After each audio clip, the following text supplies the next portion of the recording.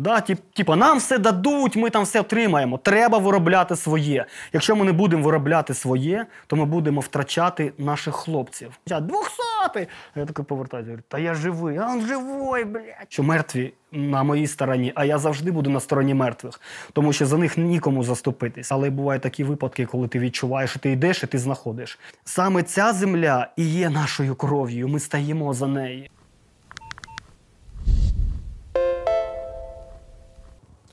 Добрий вечір. Це «Плюс-плюс подкаст». Я його ведучий Сергій Гнезділов, військовослужбовець 56-ї бригади. У мене в гостях голова пошукової групи «Плацдарм» Олексій Юков, який з 2019 року займається пошуком померлих людей. Доброго дня. Доброго дня. Пане Олексію, розкажіть, будь ласка, як ви почали свою діяльність, як ви створили групу і чому саме в 2012 році? Справа в тому, що я займаюся цим з 13 років. Я вже 24 роки займаюся пошуком загиблих і безвісти зниклих. Це Перша та Друга світова війна. І в мене так вийшло, що коли я був ще малий, це було навіть 12 років, коли старший брат мені показав, як виглядає війна, тут під Слов'янськом, біля населеного пункту Богородичне, де ми, заїхавши у ліс, це було напередодні 9 травня, були виявлені, і ми зайшли туди, і те, що я побачив, мене просто здивувало. Я не очікував таких моментів в своєму житті, навіть не думав, що таке може бути. Коли ми зайшли туди, все було зелене, але місцями було дуже багато білих плям. Ці білі плями – це були кісткові рештки людей. Це черепи, фрагменти екіпірування і спорядження Збройних сил як радянської, так і німецької армії. І я зрозумів, що вся та історія, яку нам розповідали весь цей час, що всі солдати радянської армії поховані в братських могилах, просто розтануло на очах. І я побачив, скільки людей лежало просто на поверхні розмородерених людьми, викопаних, викинутих. І тих, хто навіть був не тронутий, просто лежав майже на поверхні. Торчали черевики, валялись каски, черепи валялись. Все це просто було розкидано по всьому лісу. Разом в переміжку з боєприпасами. І з того часу я почав саме займатися пошуком загиблих по Другій світовій війні. Оце моє перше, можна сказати, така зустріч з війною відбулася. З початком антитерористичної операції ви також і ваша пошукова група почали займатися в тому числі і пошуками наших хлопців, які загинули під час війни з окупантом. Ви продовжуєте цю роботу і зараз. Скажіть, будь ласка, чи траплялись у вас історії, коли ви, наприклад, знаходили трупи росіянина або окупанта? Насправді, да, ми перша група пошукова в Україні, яка почала займатися пошуком загиблих саме під час антитерористичної операції.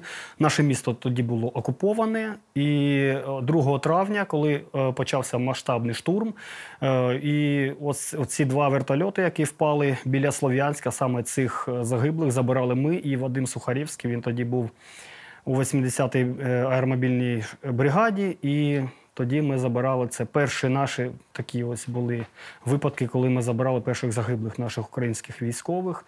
А потім вже все пішло одне за одним, потім «Чорний тюльпан» був створений, туди входило дуже багато пошукових загонів з усієї України, і також і ми туди війшли, і працювали разом з ЗСУ на той час. Це була евакуація 200, і наразі ми теж співпрацюємо з пошуковими групами на щиті, з Генштабом. І, да, російських солдат ми багато знаходили, і зараз знаходимо місцевих мешканців, які були вбиті та закатовані, також і українських військових, які загинули внаслідок захисту нашої держави і незалежності України. І це ми бачимо кожен день, цю смерть.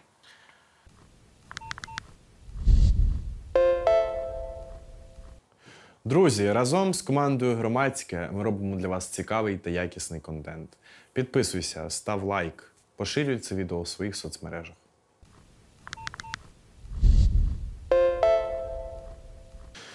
Одна з історій, яка для вас стала дуже такою близькою, це історія трагедії в Оленівці, коли наших хлопців, на жаль, росіяни намагались знищити під час їхнього перебування в тюрмі. І наші хлопці, які були в полоні, вони померли, і їхні тіла треба було якось дістати звідти. Росія не хотіла віддавати тіла. І тоді у справу, так би мовити, включились ви. Розкажіть, будь ласка, більше про Оленівку і про обмін тіл. Справа в тому, що насправді на той час ми почали ж пошук загиблих, і ми в одному з населених пунктів Донецької області, це Лиман, виявили тіла російських солдат, там їх було багато. І вже ж ця трагедія з Оленівкою відбулася. І, звичайно, всі наслідки військових злочинів, вони приховувались, і тіла не хотіли віддавати нашій стороні для поховання, тому що, звичайно, що це будуть розслідування, будуть ДНК, експертизи і все таке інше, що може встановити то, що це були саме військові злочини проти полонених. І ми знайшли тіла російських солдат, які там були, і там велика процедура відбулася, там і Генштаб, і Служба безпеки України, і, в принципі, дуже багато різних структур, які саме брали участь в обміні оцих військових, яких ми знайшли російських, на українських хлопців, які залишились там в Оленівці.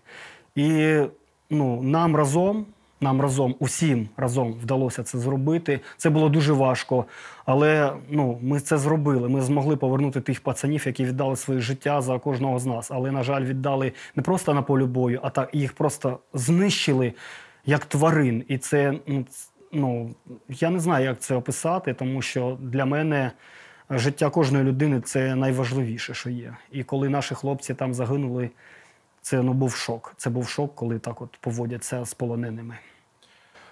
Кажуть, що живі не зможуть на 100% осягнути смерть, поки самі, в принципі, не помруть. Та?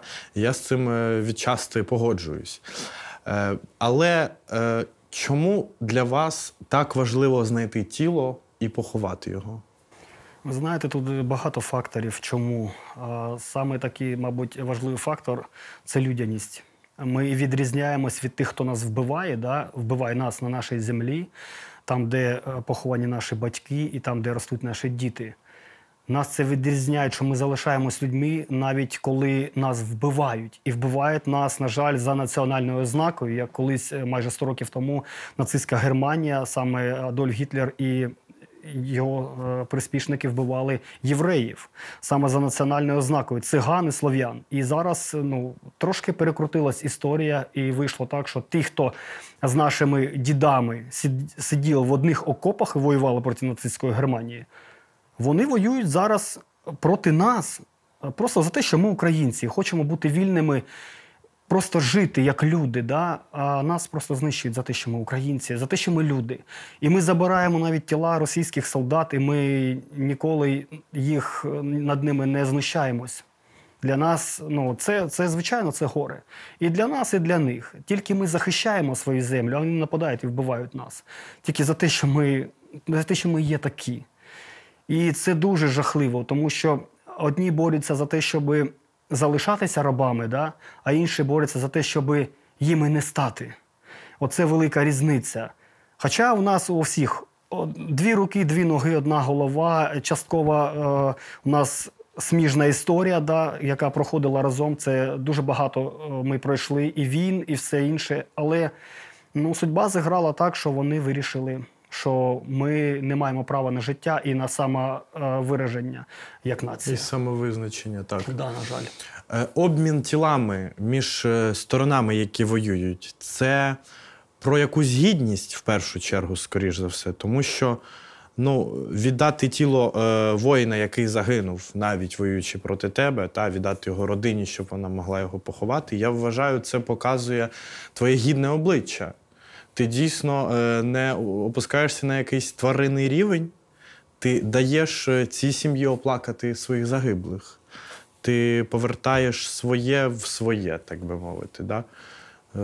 Як в Біблії написано, що ти з праха взят і в прах повернешся, то це дуже важлива історія. Що ви можете сказати про фінансування самої платформи, про те, як і хто підтримує зараз платформу, і яким чином взагалі відбувається фінансування пошукових робіт? Наразі ми працюємо як волонтери.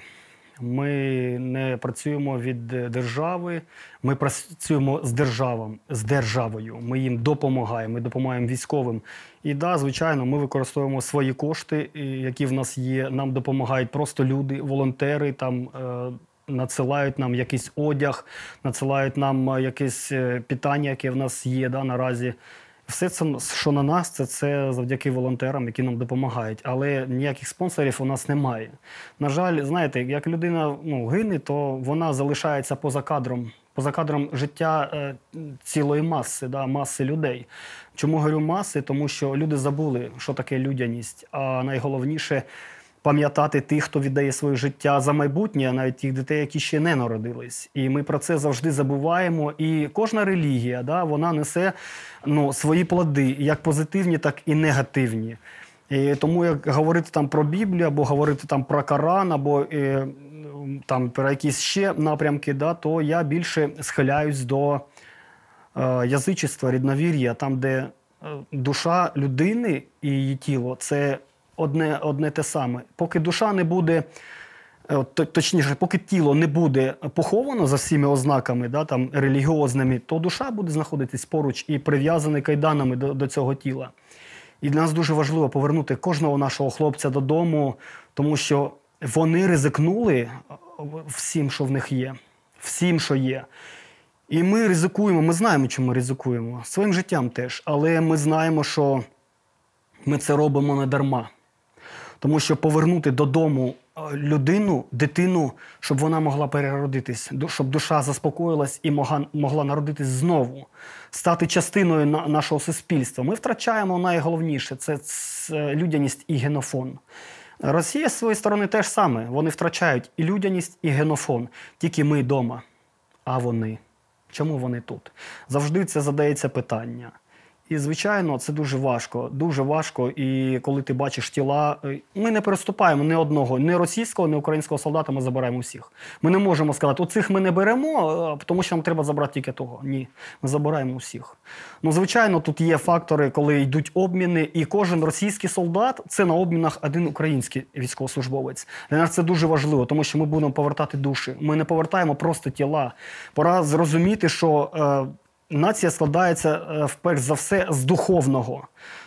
Ким ми є, де ми народились, що в нас вкладали. І ось все, що в нас вклали, в українців, ось воно в нас є. Це захист, і це повага до померлих і повага до живих. Хто ми тоді, якщо ми не поважаємо своїх мертвих, які віддали своє життя? Тоді ми не нація, тоді ми не народ, тоді ми навіть не люди.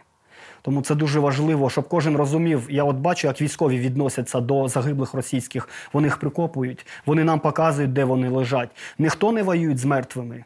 І це показує, які ми люди, що ми не будемо бити людину, в якої немає зброї, і яка нас не вбиває. Ця людина, вона отримала найжахливіше – це смерть. Тому що можна вилікувати будь-яку, майже будь-яку болезнь, але вилікувати смерть ніхто ще не зміг. Ніхто ще звідти не повертався.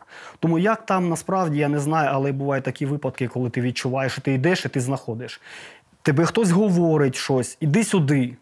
І ти йдеш, і ти знаходиш тіло, і ти не можеш собі повірити, що це з тобою відбувається, що ти думаєш, що якісь є в тебе якісь особливі здібності, що ти можеш знаходити тіла. Іноді ти так думаєш, тому що ти просто йдеш і ти просто відчуваєш присмак. І там, де його більше, туди ти повертаєш і ти знаходиш тіла. І це говорить про те, що душі нам довіряють. І це дуже важливо. Тому смерть ніколи не простить образ. Треба це запам'ятати. І, на жаль, та сторона, вона не бере це в приклад.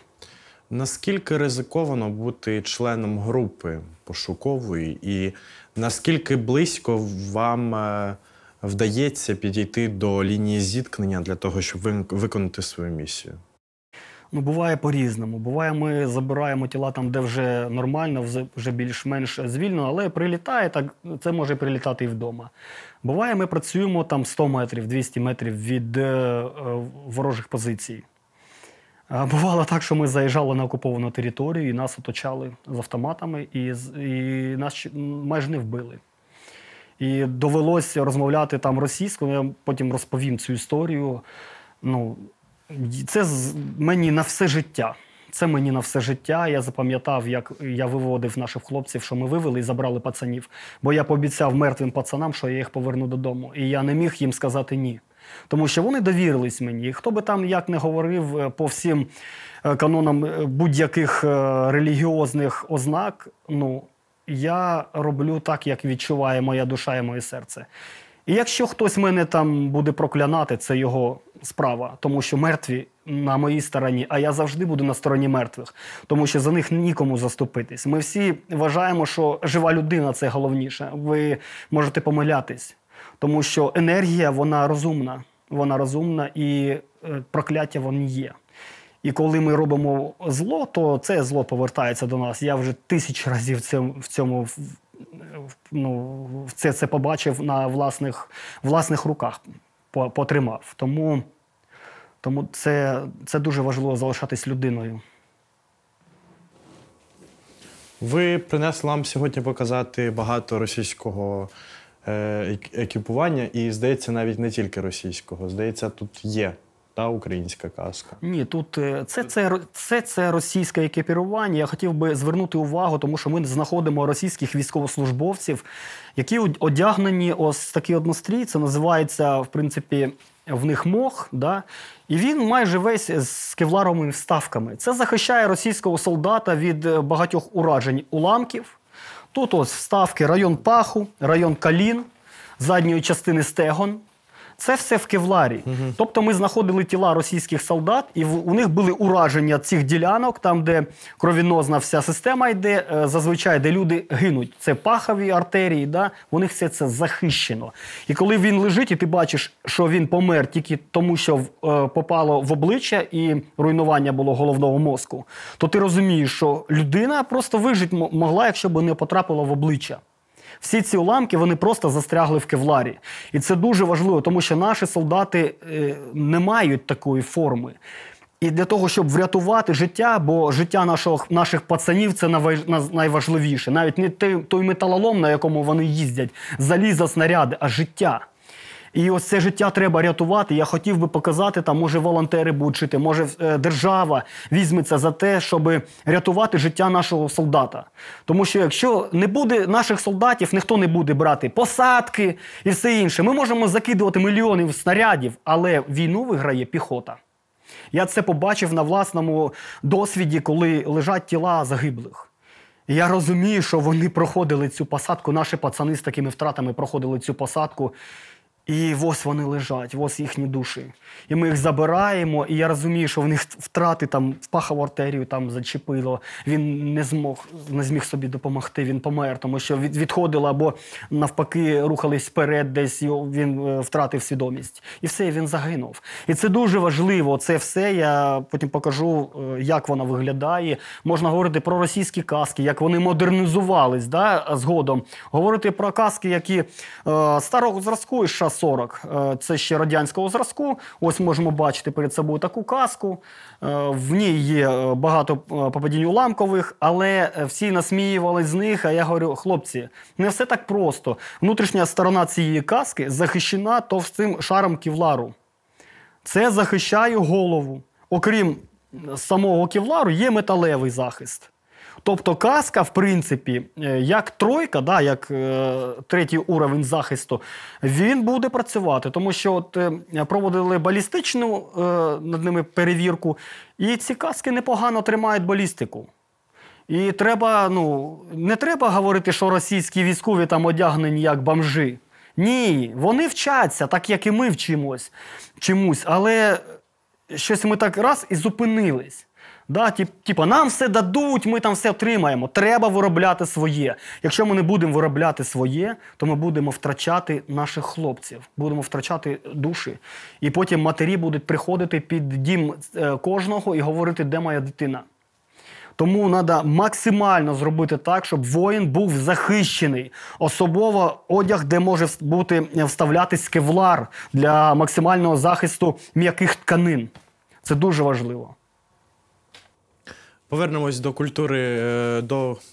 культури поховання. Тому що в кожної нації є своя власна культура поховання.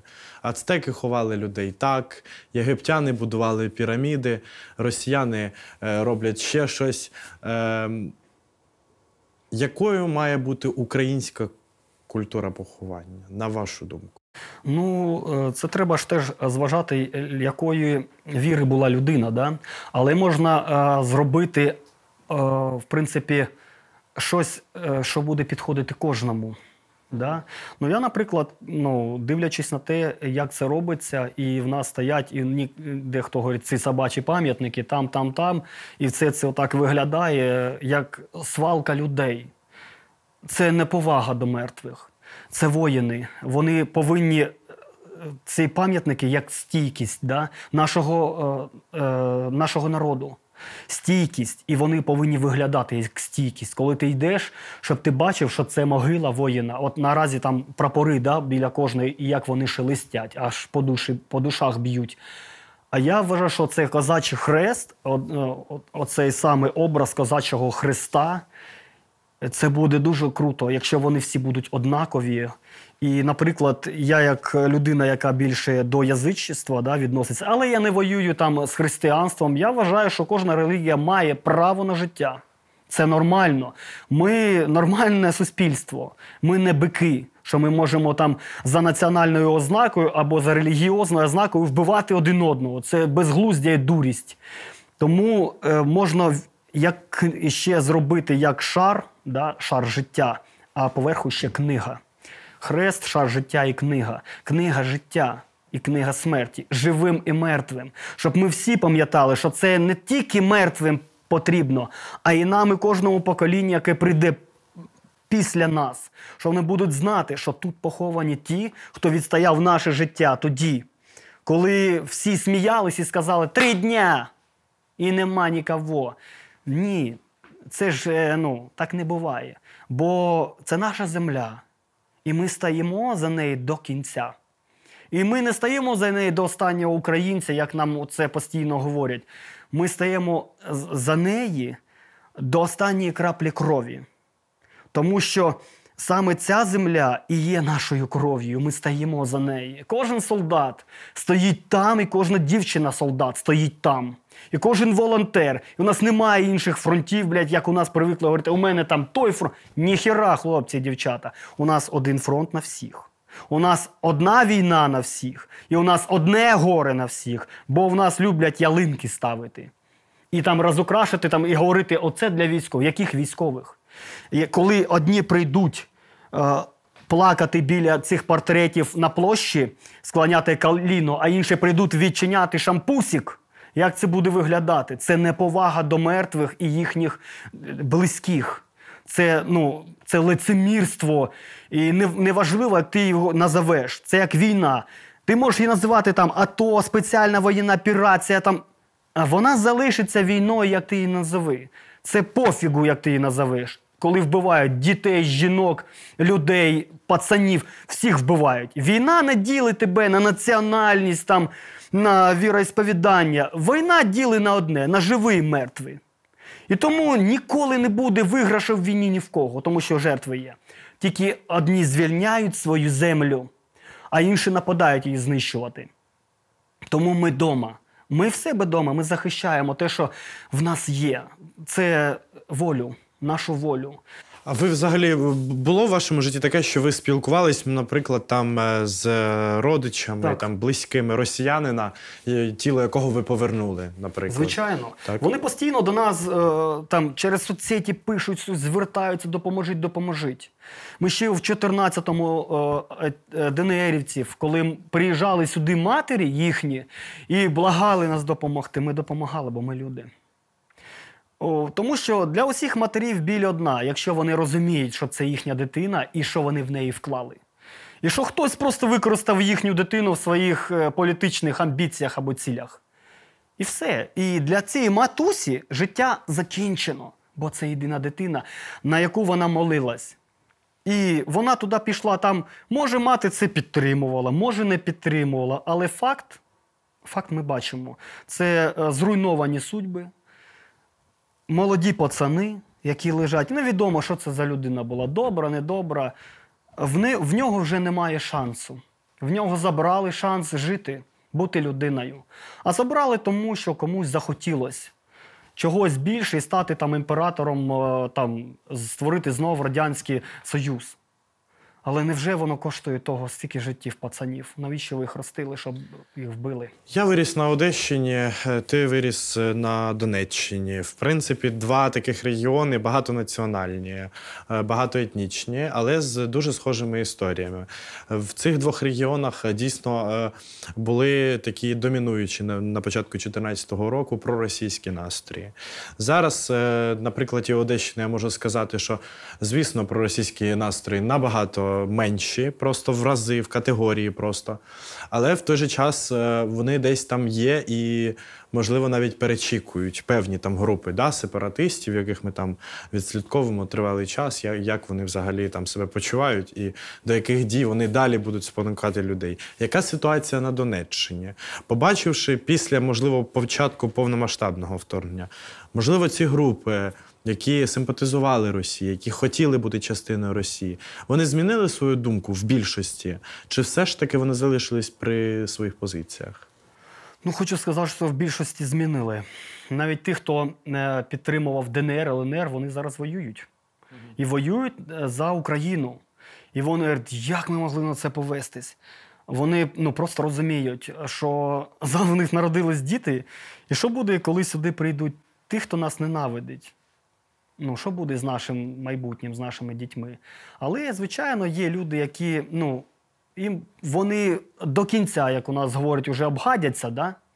Але вони будуть за це, бо вони не хочуть признавати, що вони були неправі. Тому що, на жаль, ця радянська прививка, яку зроблено було при радянській владі, і потім з часом вона наростала, як пухлина, вона нікуди не ділась. Вона нікуди не ділась, і нові покоління, навіть молодші мене, вони хочуть в Радянський Союз, якого вони навіть не бачили і не знають. Я 90-ті тут прожив, я бачив, як це. Ми в підвалах ночували. Нам було дуже важко. В нас були цей серіал, те, що там показують, як він, слово пацана. У нас тут подібне все було. Тільки тут. У нас вбивали людей і забирали в них майбутнє. У нас все це було, ми все це схавали. Всіх схавали в 90-ті. Голодували, було важко. Все було зачинено. Але я не знаю, що тримає ці прививки цих людей. Просто навіть про цю ялинку, яку в Слов'янську встановили, а поруч стоять пацани. Я розумію, що хочеться дітям якогось, хоча б щось тепленьке. Насправді ситуація в Слов'янську мене теж трішки обурює, тому що я нещодавно дізнався, що це є алея героїв, і якось, це трішечки зовсім не вписується в моє розуміння свята, бо треба розмежовувати алею героїв і де ставити ялинку, де наряджати, де влаштовувати торжества. Якщо треба було тоді і алею кудись переносити, або ялинку десь в іншому місці ставити. Або ялинку в іншому місці ставити, бо це дійсно не пов'язані просто речі. Особливо для тих рідних і близьких загиблих, які загибли за це місто, за інше друге місто. За Донеччину в цілому. Плюс-плюс подкаст збирає на FPV-дрони для 56-ї бригади, бійцем якої я є. Не забувай, що маленьких донатів не буває. Посилання на банку ми залишимо в описі.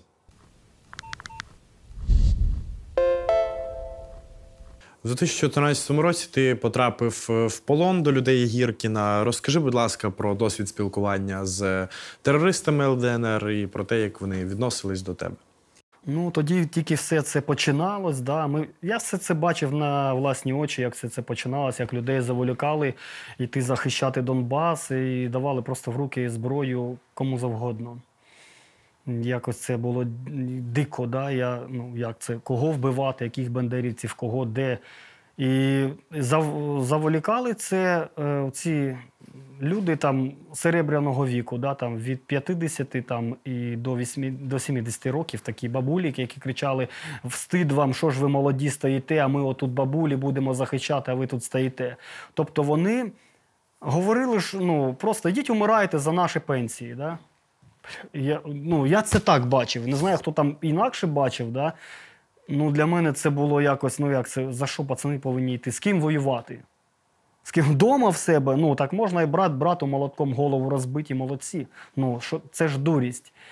І коли все це почалося, я пам'ятаю, як тільки перших СБУшників вбили там на Семенівці, я такий говорю, все, хана війна. Всі, та що ти гониш, яка війна, та тут ти що, ми там їх раз, два, та ми зараз от. Ні, хлопці, це почнеться, війна. Они, та Льоха, та що ти сразу війна, та зараз рішимо, зараз договоримося, все буде нормально. І потім ці ж флаги, все це зібрання, я бачив, як людей тренували збиратись в купу. По 100, по 200 осіб, да, молоді. Як роздавали їм прути, як роздавали їм коктейлі Молотова, як вони пили з горла водку, а потім загружались в автобуси і їхали захищати Святогірську лавру від примарних правосеків. Це так, якийсь такий, знаєте, безлад, людський безлад був. Таке враження, що ми потрапили в якусь революцію 17-го року. Тільки в нас вже є машини, а не коні. Да? І я це все бачив. І коли перші загиблі українські військові 2 травня під Карпівкою були, то наша група перша вирушила туди, щоб знайти, може хтось живий, може хтось поранений, бо город був окупований. І будь-які наші дії могли кваліфікуватися як зрада. І ми це розуміли, але ми не вірили, що таке можливо. Да? Ніхто не вірив, що з ним таке може трапитись, що там може загинути або ще щось. І ось коли 2 травня ми відправились туди, і те, що я побачив, оце перше враження. Лежали частини тіл людей, розірвані, органи, все, по них топтались ногами. Якісь мужики, баби, малолєтки якісь, і все, мідь тягли, в мішки складали, хто ніс якесь там скло, це броньоване, хто залізяки, топорами рубали цей гвинтокрил. І оце це кишки, кров, все це отак розкидано було. І я це побачив, я думаю, як людей змінює війна, якими вони з собаками становляться. І потім, коли ми перший гвинтокрил розбирали, там 80-ка, хлопці під'їхали, Вадим Сухаревський тоді був, і позавантажували туди фрагменти тіл оцих хлопців, які загинули у першому вертольоті. А потім, коли ми дістали з другого вертольота, він повністю згорів. Він горів 3 дні. І ми оці 3 дні працювали. І по нам із АГСів там вони працювали, із мінометів ДНРівці. Але ніхто не знав, що ми там працюємо, да? Бо, звичайно, нас би одразу ліквідували. І ми почали прямо з вогнища витягати ці фрагменти тіл, з кістки. У мене всі обгорілі руки були обпечені, кросівки, які на мені були. Я так стою, я чувствую, я так от пливу, думаю, що так? А я дивлюсь, а піді мною під листвою алюміній тече з вертольота. І мої подошви з моїх кросівок теж потекли. І я вже на півподошвах подіставали ці тіла, там була зброя при них, згоріла, жетони були Збройних сил України і фрагменти ще 3 тіл. І потім вони їх забрали. І десь через місяць, хтось, нас же бачили місцеві, хтось нас здав. Що ми збирали тіла і спілкувалися з військовими Збройних сил України. А до цього ми забирали ще тіла просто людей. Там, люди валяються там на Семенівці. Такі випадки там були, як ми зайшли, а там на Семенівці на дорозі лежить мужик такий кучний. І весь, звичайно, вже процес гниєння пішов, вже опариші, там таке інше, вже собаки почали розтягати частини тіл. Я думаю, зараз я його підчеплю, швидко відтягну, передамо, щоб, як це, людина просто там, може, на велику їхав, там, незрозуміло, бо воронки були, і людина просто лежить. І я його не міг з асфальту здьорнути, а він прилип, жара. Я його так і сяк, він ніяк. Я його почав потрошки розшатувати, потім зачепив вірьовка і почав вже тягти, думаю, так простіше, бо теж все в киселі, в цьому ж, в трупному жидкості в цій. І слышу,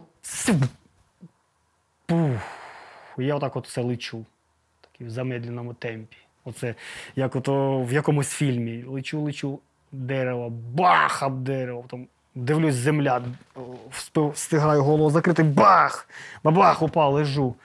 І отакі вертольоти Відкриваю глаза так, і як-то повертаю голову, а картинка ще тут десь. І воно так тик-тик-тик-тик-тик-тик-тик. Бам! Вроді би сюди. І рвота, ну, звичайно, контузія, це пошкодження мозку, да, звичайно. Я от в такій стані підіймаюсь і на автоматі треба, думаю, тягнути цього чувака.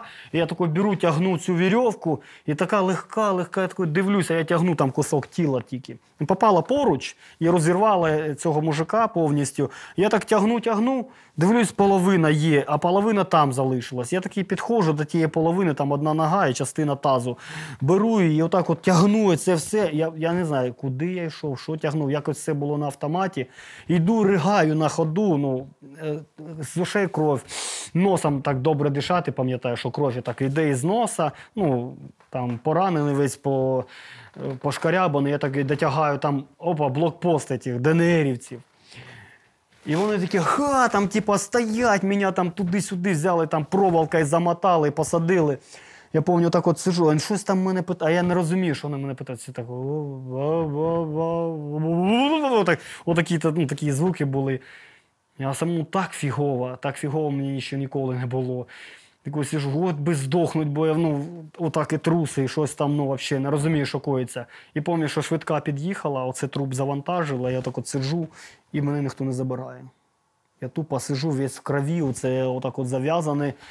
Вони забрали мертвого, а я нафіг не нужен. І я такий сиджу. Ну, я цього не розумів, це я потім зрозумів, що, ну, відношення, да, яке. І ось коли ми з хлопцями забрали цих пацанів з Карпівки, оце через місяць я йду такий по вулиці і бачу, що нікого нема. Бо в нас там по вулиці зазвичай там ходять, хтось там кудись, там щось там, якісь алкаші, там щось там рухаються. А тут якось тиша, і дивлюсь, там машина стоїть. Там, це той день, коли горіла в нас колиба. Там машина стоїть і так з угла виглядають. Я такий, так, походу за мною прийшли. Ну, от такі відчуття. Думаю, ну хана, блін. Як вона в іншу сторону йти, не в сторону дому, бо дома батьки. І я починаю, і так під'їжджає переді мною, так бобік. Інша машина, вони зупиняються, вибігають мужики в формі, один в пілотці, в совєтській, зі зв'язочкою. А мені чогось так стало смішно, в пілотці з радянській, з зіркою вибігає, з калашом. Якісь чеченці, це бородатий, я пам'ятаю, одного значок був, оце Російської Федерації, і тут же вже Чечні. Отак от напополам, типа дружба, мір, типа того, ну щось там таке, там якось написано щось. І вони, це не розмовляють російською взагалі. Просто щось вони там чарме, барме, там щось там, 3 слова на російській, а потім той русский говорить, стоять, лежать, там, лежать, сидеть, стоять. І я говорю, пацаны, разберитесь, что мне делать. Стоять, лежать, ну, это, затворами дергать, патроны вылетают. Ну, меня начинает, ну, как или истерика, просто смех. Я начинаю смеяться, но это, ну, выглядает дурно. И они, короче, меня вот нагибают, закручивают. И давай, вяжи его! И мне раз, типа, документы открывают. Это он, давай, цепляй его! Шо, сука, добегался? Я такой, я вообще не пойму, шо, ну, какого хера, что происходит? И они меня вот так вот замотают, вот так вот скотчем. Ноги і руки. Я отак от замотаний, коротше, кидають мене в тачку, от сюди якусь картонку, так замотали, я такий лежу в тачці, і вони, все, от це, да, все, і їдуть оце. Там, ну, 100 метрів проїхати до СБУшки, і вони такі раз туди до СБУшки доїжджають, вона ж вже за ними. Мене витягують, типа, ведуть туди, а я отак же ножками, ото, як цапля, тип-тип-тип-тип-тип, передвігаю, ну, неможливо йти. Такі заводять в підвал, а там всі стояли ця Ленка Ополченка, цього Мотороли, коротше, майбутня дружина, якась така кучна дівка ще. З калашами такі, з акайсушками такі, героїчно стоять, мене то заводять туди. Ну, не знаю, там, може, година-дві, коротше, щось там, якісь там... Щось мене там питають, ну що, добігався там? І вони оце мій кошельок роздірбанили, бабки між собою вже поділили.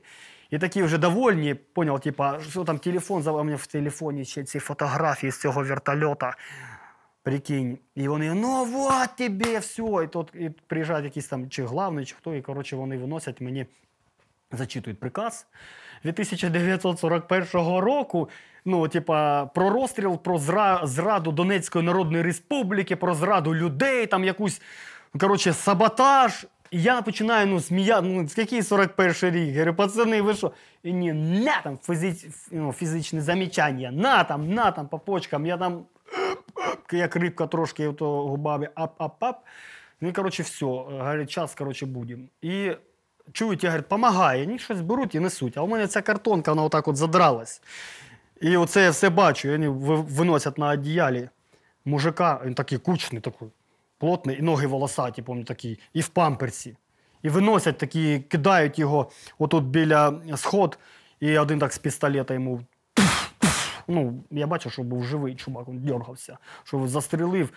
І тут, давай, цього виводь, зараз будемо його кончати. І вони виводять мене біля стінки СБУшки, і тут така бах, і наші починають бити по цій СБУшки.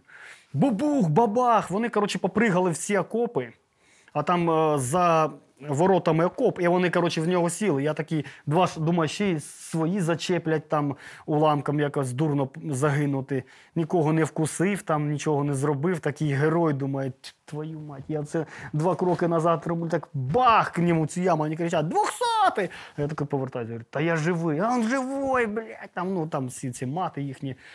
І потім прекращається обстріл, і вони так мені витягують звідти, і під'їжджає там машина, цей бобік, і вони мене туди кидають, а там вже цей мужик лежить, вже вбитий.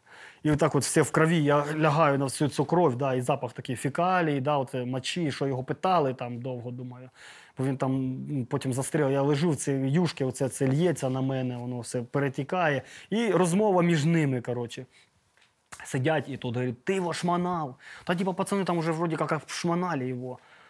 Говорят, да давай, шмон на нем что-то есть, а то завалим, что-то пропустим. Я не раз, а у мене телефон, я пам'ятаю, у мене телефон лежить, такий Nokia цей дерев'яний, що можна кидати його.